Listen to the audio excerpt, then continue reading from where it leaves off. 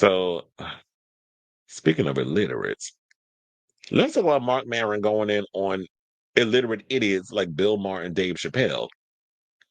So Mark Maron, who I actually like, I like a lot of his comedy stuff. I think he has a Netflix. I think he has a Netflix special or a comedy special. I'm not sure. Well, if you read in Netflix, I don't know if you got a thing with him, but stranger things have happened. People will say all kinds of crazy stuff, and people still work with him. But yeah, he issued a scathing criticism of Netflix, Dave Chappelle, and Bill Maher during recent podcast appearance.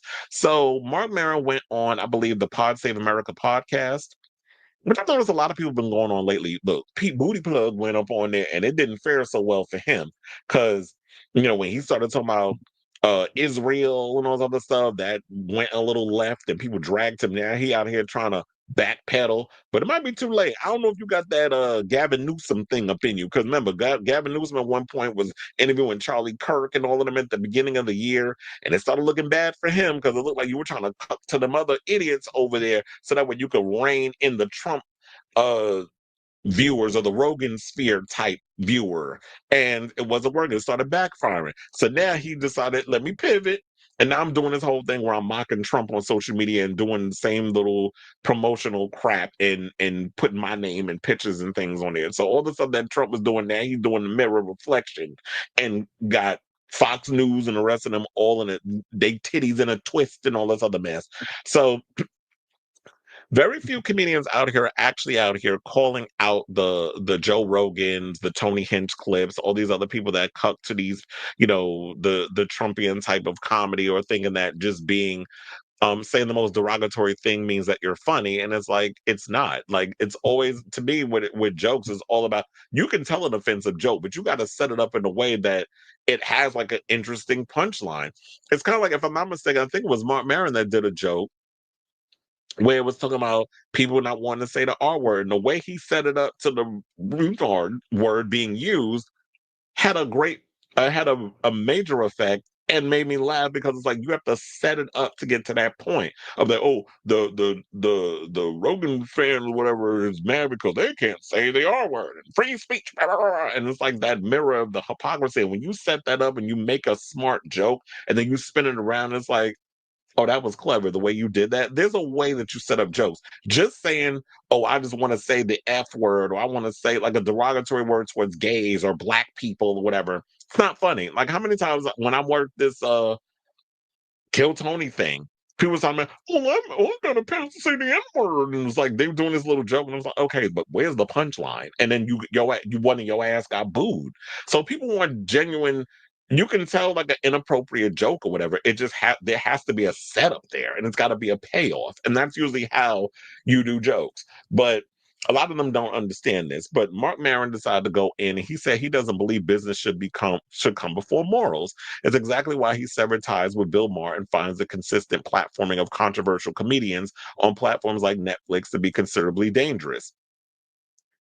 And I do have a clip where he was on the Pod Save America podcast. I got over on the Twitter, which is where he said why he don't particularly care for Bill Maher. So, and funny enough, I kind of agree with him on this. So yeah, we're gonna come back. We're gonna play this clip, and then we'll come back and talk. Please hold. What do you think about Bill Maher? I can't do it. I always had a problem with his tone. I think I did politically correct years ago. Yeah, I'm sure you did. A couple of times maybe. Yeah. And I think I did real time maybe once or twice. Mm-hmm. But that's when you were dating Ann Coulter at the time. Oh yeah. Yeah. That was a dark time. Mm-hmm. I tried to help her. Like, I feel with Bill that there is this, and it happens with some of the other boomers, there's this desperate chasing of relevance that, changes someone's mind in terms of how they approach what they do, and also kind of makes the whole undertaking feel desperate. And, outside of, his ideas about primarily, I think, wokeness, I don't know. It's just not for me. I know his joke he's got good joke writers who know how to write for his tone, but I can't see past, the desperation and what he's willing to do to stay in the conversation. Yep. So, and funny enough, that's what I genuinely get from that. Because when I was growing up, I used to watch Politically Incorrect until he got kicked off. And that used to be on ABC. Then they fired him and then they took that show off the air. I forgot what it was. I think he told like was it a 9/11 joke or something or another? And they kicked him off or something. I can't remember. But, yeah, I used to stay up late at night, and I used to watch Politically Incorrect. Yeah, I've been watching politics for a long, long, long time. So I've been really like heavily, not as heavily as I am now, but I used to watch a lot of politically driven comedy type stuff back in the day. And then when Real Time with Bill Maher came on HBO over the years, I actually got into it. I was liking the show because I felt like it was giving me, it was this guy up in here who was just saying the most inappropriate stuff. He was being all glib and this, that, and the other, and I thought it was funny. And then when you get older and you know better, then you start to realize that, oh no, it's just some smug prick that's just on here just saying whatever. And it's like, you just sound like a fucking idiot. You will do anything at this point to maintain any kind of relevancy, and that's what Bill Maher gives. Like, it wasn't that long ago, I would say about 4 months ago, that he went running over to the White House to go hang out with Donald Trump. And that was because Kid Rock facilitated them hanging out together, and went and did this whole spiel on his channel on how, I guess, free speech, because that's the main thing that everybody wants to run on and make it like, well, free speech is in danger. And also, um, Joe Rogan runs on that.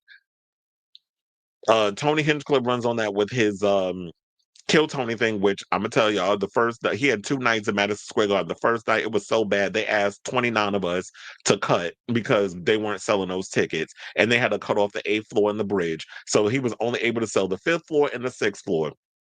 So, and that was just a stand-up thing, which I heard was really terrible. But I could have told you he's bad with the comedy. When he did when he did the Trump rally, and he came out and was calling Puerto Rico the floating pile of garbage or whatever, and that whole situation. He was bombing there. So him doing actual stand-up, he's not funny. But the next day he did the Kill Tony podcast, which was filmed for Netflix. I don't know when that's gonna air, but he did that. And we had Matt Rife was on the panel, and then Jeff Ross came out at one point. And so and that was a relatively well put together show, but that's the podcast, and that's more popular, and people knew it was going to be filmed. So of course those tickets are going to sell more. So Tony is really good at facilitating and navigating and being a host. As far as like jokes, leave that to professionals. And I think a lot of these types, y'all days is numbered, because y'all thinking that, oh, I can't say anything, free speech. It's like, no, but when you going to tell me a joke? The Joe Rogans ain't funny.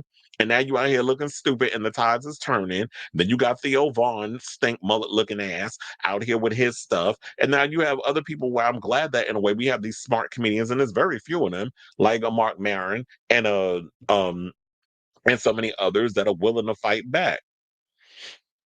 Oh my God, I totally forgot his name. The Asian dude that was just on And Just Like That. He's been kind of jumping in on this whole situation too, with like very anti Rogan spear jokes or whatever.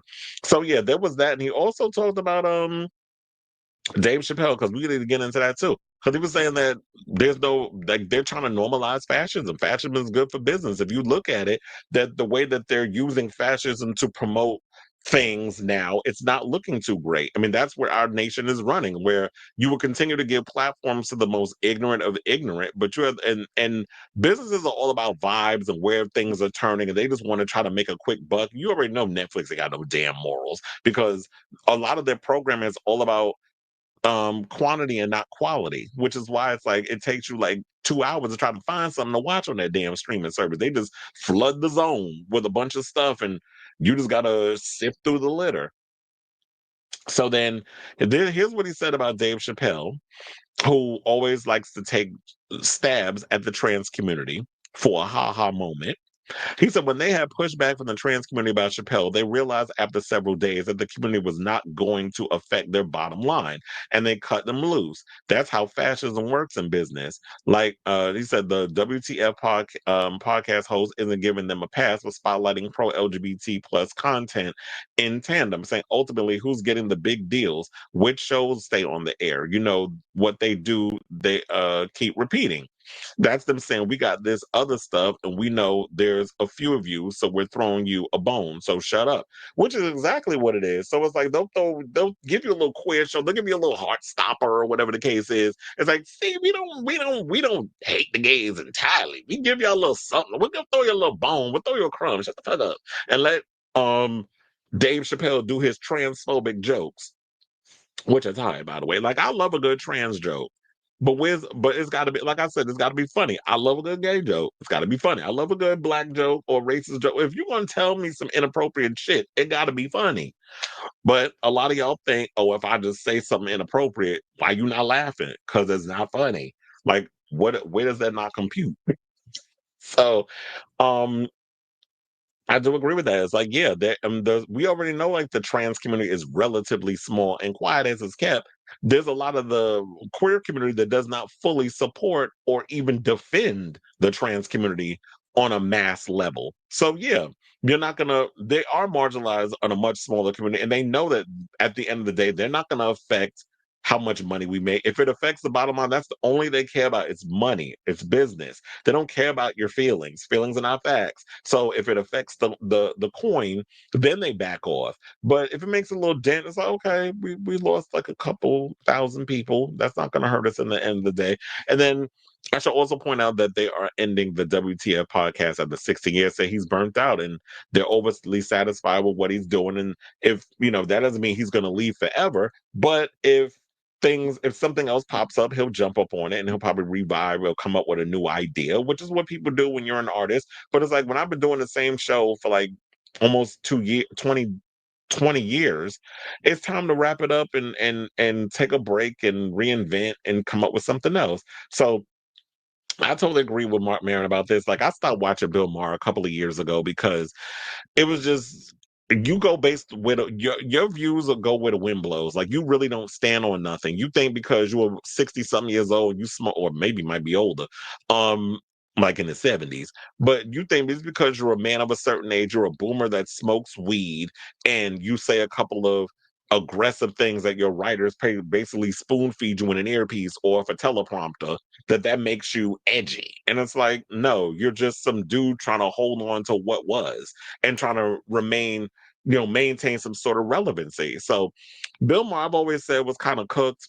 He's tired. I don't know many people that still watch his show anymore. And some of the guests we be having on there, I'll be side-eyeing, but I'm like, okay, whatever. If y'all like it, I love it. But I stopped watching Bill ages ago because I just feel like he been lost the plot. So I say all this to say, what do you guys think of this story regarding what Marc Maron had to say about Bill Maher? I definitely want to hear from y'all. So let me know what your thoughts are on this story in the comments down below.